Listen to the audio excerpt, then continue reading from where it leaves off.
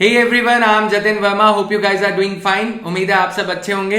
तो दोस्तों, इस छोटे से यूट्यूब चैनल पे 21 जून 2018 का एडिटोरियल एनालिसिस करेंगे हम, जो एडिटोरियल आज के न्यूज़पेपर में आरबीआई से और marginal cost of lending rate से डील करता है। Marginal cost of lending rate पे 2016 प्रीलिम्स में ये क्वेश्चन पूछा जा चुका है। 2018 मेंस में या 2019 में ये क्वेश्चन दोबारा आने की संभावना है, क्योंकि this topic has been revived again by RBI in February 2018 का जो आरबीआई की रिपोर्ट थी, स्टेटमेंट थी जो। तो guys, in order to watch this editorial analysis in English and in order to watch daily news analysis से इस साल के प्रीलिम्स में 34 questions directly indirectly 34 questions daily news analysis से आए थे।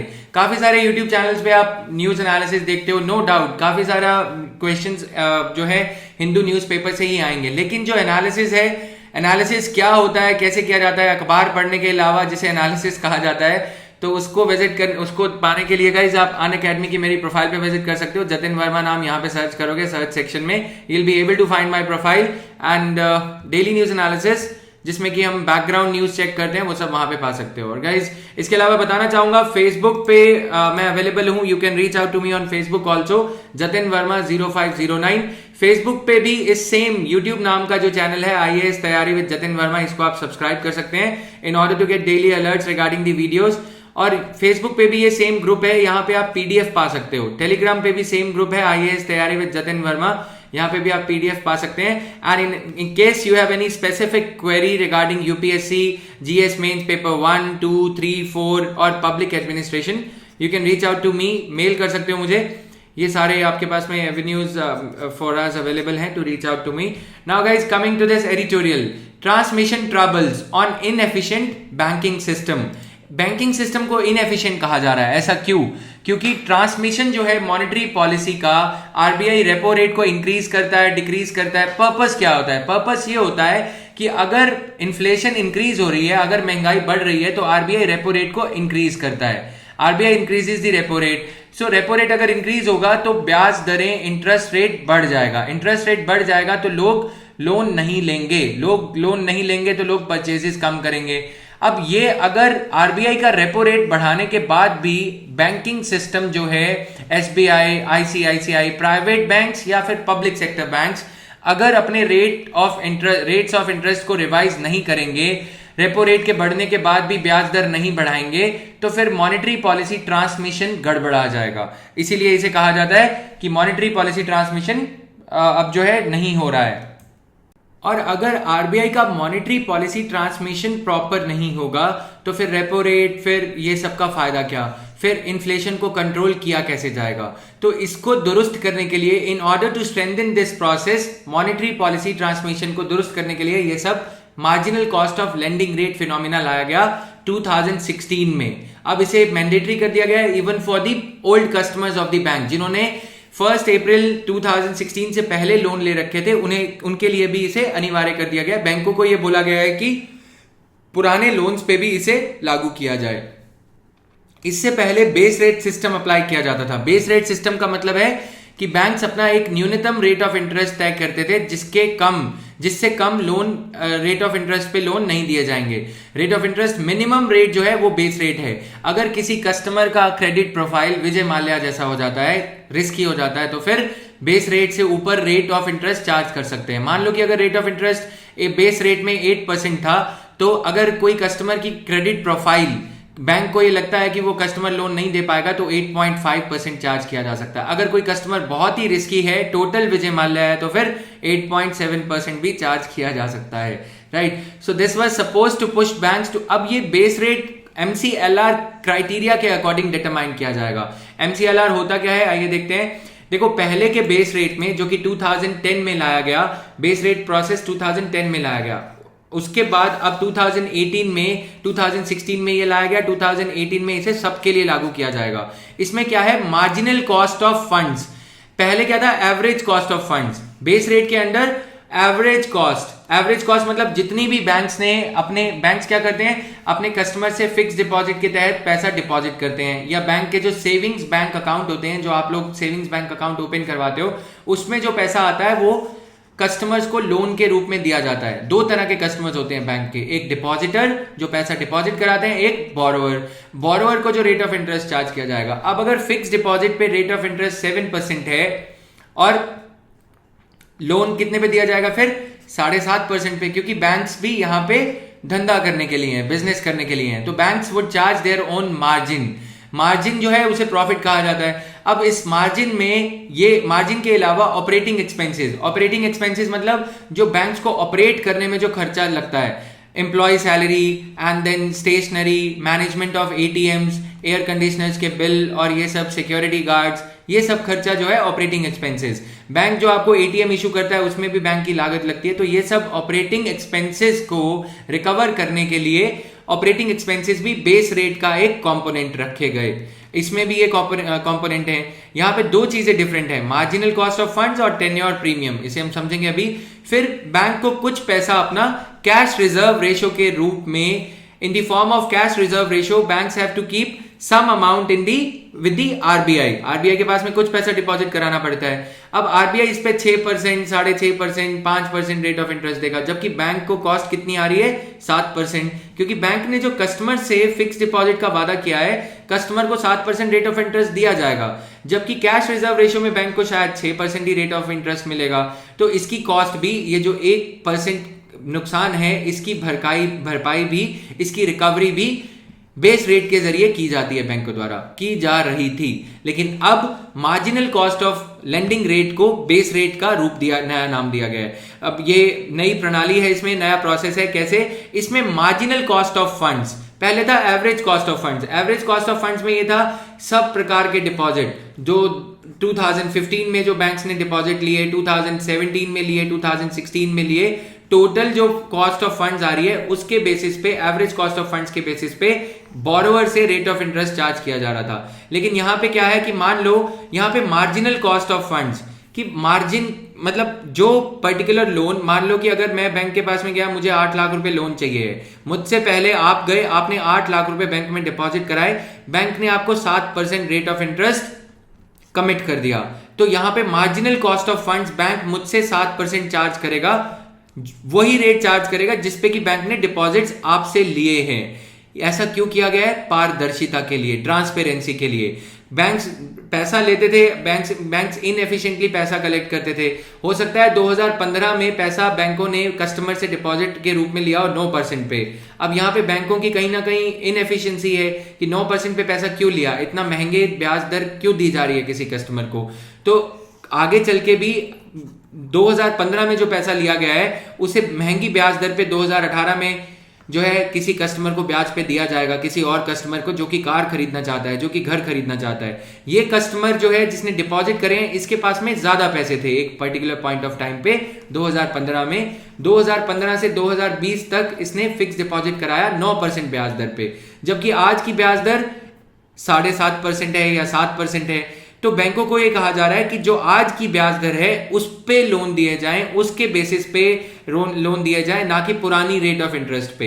इससे क्या होगा? मॉनेटरी पॉलिसी ट्रांसमिशन बेटर हो जाएगा। बेटर हो जाएगा मतलब आरबीआई जो रेपो रेट के साथ में टिंकरिंग करते रहता है, जो छेड़छाड़ करता रहता है ताकि इन्फ्लेशन को काबू या कंट्रोल किया जा सके, उसके लिए रेपो रेट के साथ में टिंकरिंग करना जरूरी होता है। तो रेपो रेट के अकॉर्डिंग रेट डिसाइड करें बैंक्स, चाहे वो एसबीआई हो, चाहे वो प्राइवेट सेक्टर एचडीएफसी हो या पीएनबी हो या आईसीआईसीआई हो, कोई भी बैंक हो, right. Marginal cost of funds के बेसिस पे। टेन्योर प्रीमियम क्या होता है? टेन्योर, अगर मैं 1 साल के लिए लोन लेता हूं तो ये सर्टेन है, तो रिस्क बैंक को कम है। This is certain, almost certain कि आई वुड पे बैक द लोन। अगर ये 15 साल लोन हो जाता है तो फिर रिस्क बैंक का बढ़ जाता है। तो जितनी ज्यादा अवधि का लोन होगा, जितने ज्यादा टेन्योर का लोन होगा, उतना ही ज्यादा risk premium, tenure premium bank उसमें ऐड कर देंगे। मान लो कि अगर 7% is the rate of interest marginal cost of fund जिसपे कि बैंक ने पैसा उठाया है फिक्स डिपॉजिट कराने वाले कस्टमर से, उसमें 0.25% टेन्योर प्रीमियम 1 साल के लिए। लेकिन अगर लोन है मान लो कि 10 साल के लिए, तो फिर 1% इसमें ऐड किया जाएगा, 0.25% ऐड किया जाएगा अगर लोन 1 साल से 2 साल तक का है। और 0.75% या पूरा 1% ऐड कर दिया जाएगा अगर लोन 15 साल का है। तो जितना ज्यादा लंबा होगा टेन्योर लोन रिटर्न करने का, उतनी ज्यादा अनसर्टेनिटी बढ़ती जाएगी इसलिए। और ऑपरेटिंग एक्सपेंसेस जैसे पहले थे वैसे अब भी हैं। तो ये है बेस रेट और marginal cost of lending rate का डिफरेंस। सो अब currently under the base rate system, अभी तक जो बेस रेट सिस्टम चल रहा था, lending rate of state bank of India 8.7% था। लेकिन अगर हम इसे MCLR से कंपेयर करें तो MCLR रिलेटिवली कम है। कितना? 0.45%, यानी कि ब्याज दर MCLR के अंडर कम है। SBI जो कस्टमर, अगर कोई कस्टमर होंडा सिटी परचेज करने जाएगा तो MCLR के अंडर उसे 8.5% ब्याज दर पे रेट ऑफ इंटरेस्ट पे लोन मिलेगा। अगर कोई पुरानी प्रणाली के तहत बेस रेट सिस्टम के अकॉर्डिंग अगर कोई लोन लेगा तो उसे 8.7% रेट ऑफ इंटरेस्ट देना पड़ेगा। ये जो डिफरेंस है, इसके चलते जो उबेर ओला के ड्राइवर्स हैं या जो कोई 3 व्हीलर ऑटो छोटा हाथी खरीदना चाहता है, वो अपना ऑटो खरीदने का डिसीजन पोस्टपोन कर सकता है, क्योंकि आम जनता के लिए ये 0.45 बेसिस पॉइंट्स का डिफरेंस बहुत ज्यादा हो जाता है, राइट। इसीलिए मॉनेटरी पॉलिसी ट्रांसमिशन गड़बड़ा जाता है। आरबीआई चाहता है कि जैसे ही आरबीआई रेट ऑफ इंटरेस्ट कम ज्यादा करे, वैसे ही बैंक्स भी अपना रेट ऑफ इंटरेस्ट कम ज्यादा कर दें। बैंक्स के रेट ऑफ इंटरेस्ट में आरबीआई का रेपो रेट रिफ्लेक्ट होना चाहिए, जबकि पुराने प्रोसेस बेस रेट सिस्टम के तहत ऐसा नहीं हो रहा था, क्योंकि बैंक्स पिछले रेट्स के अकॉर्डिंग, पुराने जो उन्होंने 2014-15 में बोरोइंग करी है उसके रेट, लेंडिंग जो भी करी है उसके रेट ऑफ इंटरेस्ट उस रेट ऑफ इंटरेस्ट के तहत डिसाइड किया जा रहा था, पुराने रेट ऑफ इंटरेस्ट के तहत। तो इन आरबीआई असेसमेंट, आरबीआई ने जो मूल्यांकन किया उसके बेसिस पे large proportion of outstanding loans and advances continue to be linked to the old system, older base rate system. इसके चलते आरबीआई ने फरवरी 2018 में एक स्टेटमेंट जारी किया, ये कहते हुए कि सभी बैंक्स को अप्रैल 2018 से marginal cost of lending rate के तहत लेंडिंग करनी होगी। और ये इमेज है, इसमें कंपोनेंट्स दे रखे हैं। ये इमेज टेलीग्राम चैनल पे मैं शेयर कर दूंगा, पीडीएफ थोड़ा ज्यादा क्लियर हो जाएगा, यहाँ पे क्लियर नहीं है। देखिए, सोर्स ऑफ फंडिंग MCLR के तहत एक्चुअल डोमेस्टिक फंडिंग मिक्स बैंकों का क्या है, फिक्स डिपॉजिट कितने लाख रुपए के हैं, और सेविंग्स बैंक डिपॉजिट जो आम डिपॉजिट होते हैं, जो कि चेकेबल डिपॉजिट जिन्हें कहा जाता है, या फिर जिन्हें जो आप आम जनता डिपॉजिट करती है बैंक में, जो कि कभी भी एटीएम से निकलवाए जा सकते हैं, वो सारा मिला के टोटल मिक्सचर क्या है, टोटल मिक्स का रेट ऑफ इंटरेस्ट क्या आ रहा है। सेविंग्स बैंक पे कोई बैंक 3.5% रेट ऑफ इंटरेस्ट दे रहा है, कोई 4%, कोई 4.5%। फिक्स डिपॉजिट पे कोई 7.5%, कोई 6.75%। ये सबका एवरेजिंग करके जो कॉस्ट आएगा। लेकिन यहां पे बेस रेट में क्या था, banks can choose benchmark funding mix. Banks अपना कोई भी रेट चूज कर सकते हैं कि हम इस रेट ऑफ इंटरेस्ट से कम पैसा नहीं देंगे। अब यहाँ पे पारदर्शिता नहीं होती थी। यहाँ पे क्या था कि बैंक की जो इनएफिशिएंसीज हैं, हो सकता है बैंक जो एटीएम बूथ या जो एटीएम की या जो बैंक की ब्रांच है, अगर बैंक सस्ते किराए पे ले सकता है, जो मंथली रेंट बैंक को अपनी ब्रांच का जहां पे बैंक खोला गया है उसका देना पड़ रहा है, हो सकता है बैंक 1.5 लाख रुपए महीना किराया दे रहा हो पूरी बैंक ब्रांच का, हो सकता है वो 1 लाख रुपए में अवेलेबल हो। तो ये सारी जो ऑपरेटिंग कॉस्ट है उस सब का मूल्यांकन करके बैंक अपना रेट ऑफ इंटरेस्ट डिसाइड करते थे। इसमें बैंकों की इनएफिशिएंसी, बैंकों की जो ये कह लो कि लापरवाही है, उसका भी कहीं ना कहीं बेस रेट पे इफेक्ट पड़ता था। अगर आरबीआई रेपो रेट डिक्रीज भी कर देता था, आरबीआई चाहता है कि लोग ज्यादा लोन बोरो करें, लेकिन बैंकों का बेस रेट कई बार ये चीज रिफ्लेक्ट नहीं करता था, क्योंकि ऑपरेटिंग कॉस्ट और ये सब चीजें जो मैंने एटीएम का खर्चा और ये सब बताया ज्यादा हो जाता था, एम्प्लॉय कॉस्ट ज्यादा हो गई। अब यहाँ पे क्या है, एक्चुअल डोमेस्टिक फंडिंग मिक्स, कि आपने कितनी ब्याज दर पे पैसा लिया है बैंक ने और कितनी ब्याज दर पे दे रहा है, उसके बेसिस पे ही ये निर्धारित किया जाएगा। Reference rates, marginal cost of deposit, ये रेफरेंस रेट रहेगा। मार्जिनल कॉस्ट ऑफ डिपॉजिट्स क्या है, जो बैंकों ने डिपॉजिट लिए हैं, फिक्स डिपॉजिट, ऑर्डिनरी डिपॉजिट और ये सब। अब यहाँ पे फिर काला यानी कि ब्लैक होल, यहाँ पे पता नहीं था वेटेड एवरेज बैंक कैसे निकालेगा, राइट। नाउ पता था, लेकिन इतनी ज्यादा ट्रांसपेरेंसी नहीं थी जितनी अब marginal cost of lending rate के चलते आ जाएगी। तो इसके बाद में ऑपरेटिंग कॉस्ट, जो कि लोन को एलोकेट करी जा सकती हैं, मतलब जो सिर्फ लोन देने के बिजनेस में जो एम्प्लॉयज इन्वॉल्व हैं उन्हीं की सैलरीज को डिवाइड करके, अगर मान लो कि बैंक ने, एसबीआई ने एक महीने में 1000 करोड़ के लोन दिए, अगर कोई 100 करोड़ का लोन दे रहा है तो एम्प्लॉयज जो लोन ब्रांच में हैं, हर ब्रांच में, हर बैंक की ब्रांच में लोन डिपार्टमेंट होता है, तो जो लोन डिपार्टमेंट के एम्प्लॉयज हैं उन्हीं की सैलरीज को डिवाइड किया जाएगा, उन्हीं की सैलरीज का 10% इस कॉस्ट में ऐड किया जाएगा। Allocable cost only. यहां पे क्या था, एटीएम का खर्चा, सिक्योरिटी गार्ड का खर्चा, सारी इंप्लॉय कॉस्ट को डिवाइड करके रेट ऑफ इंटरेस्ट बढ़ा दिया जाता था, रेट ऑफ इंटरेस्ट में ऐड कर दिया जाता था। तो हो सकता है कोई एम्प्लॉय लोन बिजनेस में कोई काम नहीं कर रहा, हो सकता है कि बैंकों के डिपॉजिट कर्मचारी जो डिपॉजिट लेते हैं, टेलर जो हैं वो ज्यादा हो, उन सब के चलते बैंकों का रेट ऑफ इंटरेस्ट हाई हो जाएगा। एम्प्लॉय कॉस्ट के चलते जो एक्सट्रेनियस कंसिडरेशंस हैं जो कि लोन के बिजनेस में फीड नहीं करनी चाहिए, लोन के बिजनेस को अफेक्ट नहीं करनी चाहिए, वो सब बेसिस पे। तो रिव्यू ऑफ रेट्स यहां पे मंथली बेसिस पे होगा। मान लो कि आरबीआई ने पिछले महीने रेपो रेट को कम किया, तो अगले महीने marginal cost of lending rate के तहत ये इंटरेस्ट कंपोनेंट कम हो जाएगा। लेकिन यहां पे क्या था, हर 3 महीने में, हर तिमाही पे, क्वार्टरली।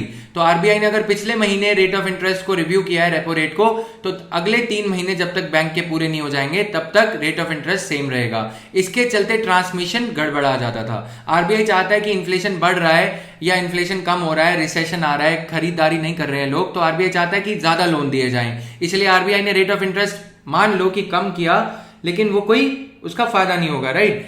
क्योंकि उसका फायदा इसलिए नहीं होगा क्योंकि 3 महीने से पहले बैंक्स अपने रेट रिवाइज नहीं करेंगे। ये बेस रेट प्रणाली के तहत ऐसा था। Reset of loan rates can be set for individual loans maximum 1 year. हर 1 साल में अगर मैंने मान लो कि कोई कार के लिए लोन लिया या फिर कोई भी हाउसिंग लोन लिया, तो हर साल मेरा रेट ऑफ इंटरेस्ट रिवाइज होगा। 1 साल से ज्यादा टाइम पीरियड नहीं जाना चाहिए। यहां पे क्या था कि फ्लोटिंग रेट था 6 महीने में या 2 साल में, जब भी आप रिवीजन, अगर मान लो कि मैंने हाउसिंग लोन बेस रेट के तहत लिया, तो मैं अपना पीरियड खुद डिसाइड करूंगा कि मेरा लोन जो रेट ऑफ इंटरेस्ट है वो 2 साल से पहले रिवाइज नहीं होना चाहिए। Then fix rate loans can be below MCLR। Fix rate loan जो है वो बिलो MCLR हो सकते हैं, लेकिन यहां पे नहीं हो सकते। तो ये मतलब था इसका। तो एक्सप्लेनेशन, MCLR का मार्जिनल कॉस्ट क्या होता है? Marginal cost of borrowing and return on net worth for the banks. मतलब इसके 2 कंपोनेंट्स हैं मार्जिनल कॉस्ट के। एक तो मार्जिनल कॉस्ट ऑफ बोरोइंग, जो बैंक्स फिक्स डिपॉजिट के जरिए कस्टमर से पैसा ले रहे हैं, उसके बेसिस पे जो लोन दिए जाएंगे उनका रेट ऑफ इंटरेस्ट डिसाइड होगा। Operating cost includes cost of providing the loan product including cost of raising the funds. मतलब एम्प्लॉय कॉस्ट और ये सब जो लोन मेला ये सब लगाए जाते हैं वो सब इसमें आ जाएगा। Source of funding for a bank is based on actual domestic funding mix. ऐसा नहीं है कि मतलब एम्प्लॉय कॉस्ट और ये सब के बेसिस पे नहीं, जो एक्चुअल डोमेस्टिक जो फंडिंग बैंकों ने ली है, कितना बैंकों ने ब्याज दर एफडी पे दे रहे हैं, कितना डिबेंचर्स जो बैंक ने लिए हैं उन पे रेट ऑफ इंटरेस्ट दिया जा रहा है, उन दोनों तीनों चारों बेसिस पे बैंक का रेट ऑफ इंटरेस्ट जो लेंडिंग के लिए है वो डिसाइड होगा। बोरोइंग के रेट पे लेंडिंग का रेट डिसाइड किया जाएगा। मीन्स एंड कोरिलेशन होना चाहिए, राइट? टेनर प्रीमियम, जैसे जैसे लोन की अवधि बढ़ती जाएगी वैसे वैसे रेट ऑफ इंटरेस्ट बढ़ना चाहिए, सिंपल सी बात है, राइट? तो ये 3 मेन मुद्दे हैं। ऑपरेटिंग कॉस्ट हम समझ चुके हैं ऑलरेडी, राइट? तो मार्जिनल कॉस्ट और negative carry on account of cash reserve ratio, मतलब ये है कि अगर बैंकों को कैश रिजर्व रेशियो पे जो बैंक आरबीआई के पास में रखते हैं, मान लो कि अगर 1% या 2% रेट ऑफ इंटरेस्ट मिल रहा है, लेकिन ये आरबीआई बैंकों को रेट ऑफ इंटरेस्ट दे रहा है 1 मिनट के लिए मान लेते हैं, राइट? लेकिन अगर बैंक पैसा उठा रहा है जो अपने कस्टमर से वो 7% पे, तो बैंक के सिर में कोई दर्द तो है नहीं कि मतलब 7% पे लिया गया पैसा किसी आरबीआई के पास में या किसी को भी 6% ब्याज दर पे कर्जा देगा। अगर आप किसी से पैसे ले रहे हो 8% पे, आप क्या किसी अपने काका मामा चाचा ताऊ को 6% पे दे दोगे क्योंकि वो आपके काका मामा चाचा ताऊ लगते हैं। लेकिन यहाँ पे व्यापार की बात है। तो ये जो नेगेटिव खर्चा है, रेट ऑफ इंटरेस्ट मिलेगा 6% और बैंक को देना पड़ रहा है 7%, 1% का खर्चा भी इसमें ऐड किया जाएगा, राइट? नाउ ये सब चीजें आप इसमें खुद पढ़ सकते हो। बेस रेट रेजिम में बैंक्स एवरेज कॉस्ट लगाते थे, लेकिन हमने देखा कि यहाँ पे मार्जिनल कॉस्ट लगाई जाएगी। एनालिसिस, ये जो आर्टिकल का पार्ट है एडिटोरियल का, जब तक फैक्ट समझ नहीं आते तब तक कोई फायदा नहीं है एनालिसिस का। तो अब एनालिसिस पे आते हैं। आरबीआई अभी भी अपना इंटेंट जो है ऑपरेशनलाइज नहीं कर पा रहा है। आरबीआई की मंशा तो ये है कि जैसे ही रेपो रेट में इंक्रीज या डिक्रीज होगा, वैसे ही रेट ऑफ इंटरेस्ट जो मार्केट का रेट ऑफ इंटरेस्ट है, लोन जो आईसीआईसीआई, एचडीएफसी, एसबीआई जिस ब्याज दर पे लोन देता है उस पे वो रिफ्लेक्ट होना चाहिए। लेकिन ये मंशा और इसके बीच में यहाँ पे गैप आ जाता है कहीं ना कहीं। क्यों गैप आ जाता है? अभी जो चीजें हमने डिस्कस करी, बेस रेट, ऑपरेटिंग कॉस्ट और ये सब, हम ये समझ सकते हैं कि बैंक अभी एसबीआई, एचडीएफसी, पीएनबी अभी नहीं चाहते कि MCLR पे स्विच ओवर किया जाए, क्योंकि उनके लिए वो घाटे का सौदा हो जाएगा। बैंकों ने महंगी ब्याज दर पे लोन दे रखे हैं, अगर बैंकों को अब ये बोला जाएगा marginal cost of lending rate के तहत अपने रेट कम कर दो, तो कुछ बैंकों के लिए, सभी बैंकों का नुकसान मिला के ये हो सकता है 40,000 करोड़ बैंकों का जो कलेक्शन है, जो रेट ऑफ इंटरेस्ट और इंटरेस्ट मनी के थ्रू कलेक्ट किया जाता है, वो नीचे आ जाएगा अगर बेस रेट बोरोवर्स को माइग्रेट करने को कह दिया जाए marginal cost of lending rate में। क्योंकि अभी marginal cost of lending rate हमने देखा 8.25% और 8.70% का जो डिफरेंस है 0.45% के चलते बैंकों को, टोटल बैंकिंग इंडस्ट्री को 40,000 करोड़ का झटका लग सकता है। इसीलिए आरबीआई, इसीलिए सारे जो बैंक्स हैं, निजी बैंक्स या सरकारी बैंक, ये नहीं अडॉप्ट कर रहे हैं। बैंक अभी हिचकिचा रहे हैं इसे करने में। RBI which has just allowed banks to spread booking of losses on the treasury front. Treasury front मतलब जो बैंकों ने गवर्नमेंट सिक्योरिटीज में पैसा लगा रखा था, जो बैंकों ने सरकारी सिक्योरिटीज या ये सब चीजों में पैसा लगा रखा था रिटर्न के लिए, एक आमदनी के लिए, उसमें बैंकों को घाटा हो रहा है। इसीलिए आरबीआई ने ये कहा है कि चलो ठीक है, आपका जो घाटा है, आप अपने हर 3 महीने का जो प्रॉफिट डिक्लेयर करते हो उसे 3 महीने में ना करके 4 क्वार्टर्स में, यानी कि 1 साल में उसे डिवाइड कर दो। अगर 12,000 करोड़ का नुकसान हुआ है तो हर टोटल 3 महीने में करना चाहिए था। 3 महीने के अंदर अंदर ये नुकसान हुआ है तो 12,000 करोड़ का नुकसान 3 महीने के अंदर दिखाना चाहिए था। लेकिन अब उसे बोल दिया गया कि 12 को 4 से डिवाइड कर दो, हर महीने आप 3-3 हजार करोड़ का नुकसान दिखा लो। उससे क्या होगा, बैंकों का जो क्वार्टरली प्रॉफिट है, जो तिमाही का जो प्रॉफिट है, वो एकदम से कम नहीं होगा।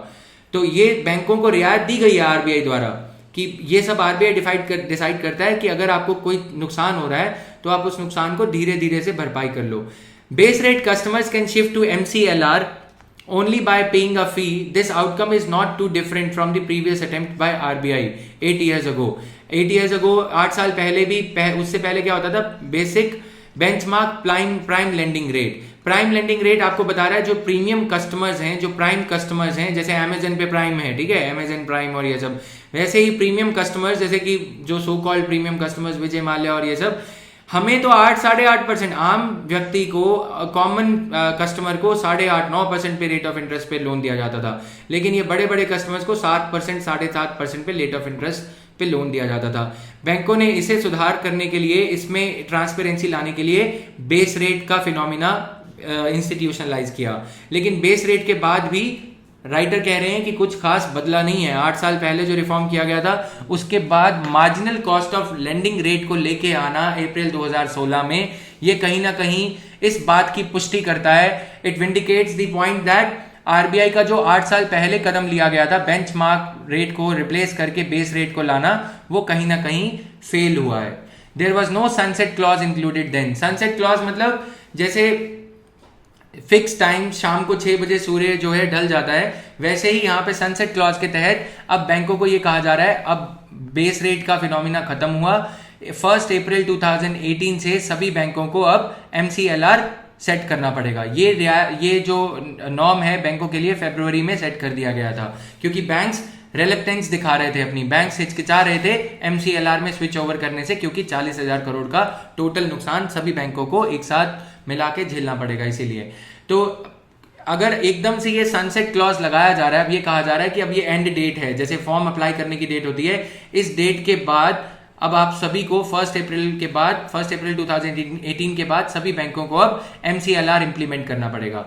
लेकिन जो bank already non performing asset से जूझ रहे हैं, ये सब, उनके लिए असेट लायबिलिटी मिसमैच हो गया है। असेट लायबिलिटी मिसमैच क्या है, बैंकों ने जो लोन लेंड करे थे उन पे कम रेट ऑफ इंटरेस्ट आएगा, लेकिन बैंकों ने जो कस्टमर को जो लायबिलिटी, जो मेरे से जो फिक्स डिपॉजिट करवाया था, मान लो कि मैंने अगर 5 लाख रुपए का फिक्स डिपॉजिट कराया, मुझे 8% रेट ऑफ इंटरेस्ट देना पड़ेगा। लेकिन जो लोन है बैंकों को, अगर marginal cost of lending rate charge कराया जाएगा, बैंकों को ये बोला जा रहा है आरबीआई द्वारा कि MCLR से ज्यादा आप चार्ज ही नहीं कर सकते, तो अब 7% रेट ऑफ इंटरेस्ट चार्ज करना पड़ेगा या 8.25 चार्ज करना पड़ेगा। और लेकिन फिक्स डिपॉजिट में मेरे को बैंक ने कहा है कि हम आपको 9% देंगे। तो ये तो वही बात हो गई कि आमदनी अठन्नी, खर्चा रुपया करना पड़ रहा है। इसी के चलते असेट लायबिलिटी मिसमैच हो रहा है काफी बैंकों के लिए। Given the need to revive economy through consumption and fresh investment, this impasse needs to be broken.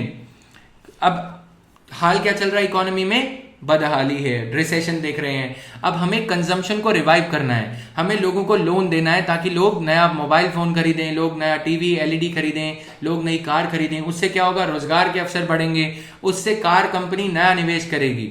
Maruti Swift का तीसरा मॉडल नया लॉन्च करेगी, कोई और कार लॉन्च करेगी। अगर बिक्री होगी, कंजम्पशन होगी, तभी तो कुछ लॉन्च करेगी। ब्रेड कंपनी नया ब्रेड का प्लांट लगाएगी, उसके लिए 5,000 करोड़ का लोन लेगी, उसके लिए फिर नए एम्प्लॉयज को सैलरी दी जाएगी, तो रोजगार के अवसर ये सब बढ़ेंगे। इसको बढ़ाने के लिए अभी क्या जरूरत है हमें कि बैंकों को लोन देने के लिए अनुमति दी जाए। बैंकों को अभी इस हाल में, प्रेजेंट सिनेरियो में जैसे वो ऑपरेट करना चाहते हैं ऑपरेट करने दिया जाए। But at the same time challenge ये है कि मॉनेटरी पॉलिसी ट्रांसमिशन भी प्रॉपर होना चाहिए। इसी के चलते ये जो कॉन्फ्लिक्टिंग सिचुएशन है इसे रिजॉल्व करने की जरूरत है, ये राइटर का कहना है। यूपीएससी प्रीलिम्स 2016 में सिंपल क्वेश्चन आया था। अब जो हमने डिटेल डिस्कशन करी है उसके बेसिस पे आप एक कॉम्प्लेक्स क्वेश्चन आंसर कर सकते हैं, जो कि 2018 में आने की संभावना है, 2019 में आने की प्रीलिम्स में, 2018 मेंस में। सो गाइज, इन्हीं सब टॉपिक्स के लिए GS mains paper 3 250 expected questions का एक कोर्स है। इसमें हम मेंस में आंसर राइटिंग कैसे करनी है और प्रीलिम्स में ऐसे कॉम्प्लेक्स टॉपिक्स को जो थ्रेडबेयर अंडरस्टैंडिंग चाहिए है, जो डिटेल्ड अंडरस्टैंडिंग चाहिए, उसके लिए आप ये कोर्स अप्लाई कर सकते हो। ये एक पेड कोर्स है अनअकैडमी पे, उसका लिंक डिस्क्रिप्शन बॉक्स में, कमेंट सेक्शन में भी और डिस्क्रिप्शन बॉक्स में भी दे रखा है। डेली न्यूज एनालिसिस के लिए आप मेरे को अनअकैडमी पे फॉलो कर सकते हैं। Thank you, have a nice day.